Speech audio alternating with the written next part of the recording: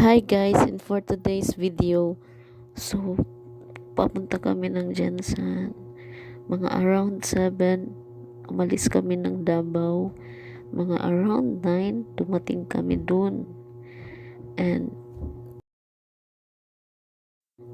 diba, bilis lang. Anyway guys, hindi naman din traffic. Kaya ayun, napaga kami. Inantay muna namin konti si ma'am na kasama namin dun papunta sa site. So, ayun, ginutom kami. So, while waiting sa message ni ma'am, so, kumain muna kami ng bulalo. Grabe guys, sobrang sarap. Mura na, sulit pa, busog ka pa. Yun nga lang, hindi kami nag-order ng Coke, binigyan kami ng Coke. Tapos, naka-open na.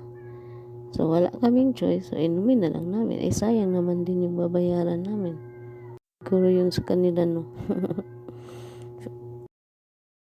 So, ayun, nag-message si ma'am na i-move na ng 1 p.m. kasi si client 1 p.m. pa magdating.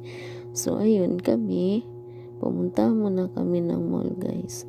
Grabe kasi sobrang init. Grabe, sobra talaga init, guys. Hindi kaya. So, ayun, napunta kami ng mall. Anyway, may bibilhin din naman kami.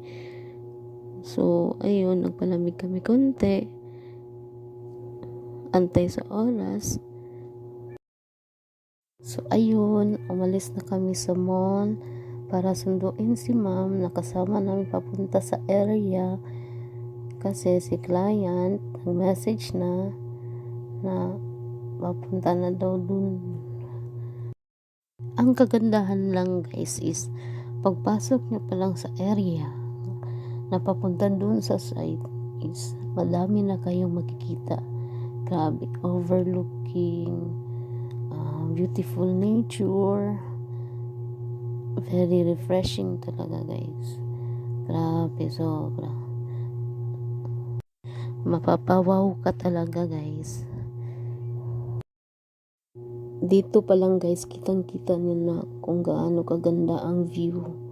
Hindi pa kami nakapasok yan guys sa site talaga. Yan, may gate na yan guys. Dyan pa kami papasok guys. Kitang-kita nyo na talaga ang view guys. Paano kung matapos na ang project? Sobrang gaganda pa yan guys. Yan pa lang guys sa overlooking, very refreshing. Pag matapos ang project guys, itong areang to highly recommended to guys sa lahat ng manunood guys, para to sa inyo. Kasi dito guys, kung gusto nyo mawala yung stress nyo, kung gusto nyo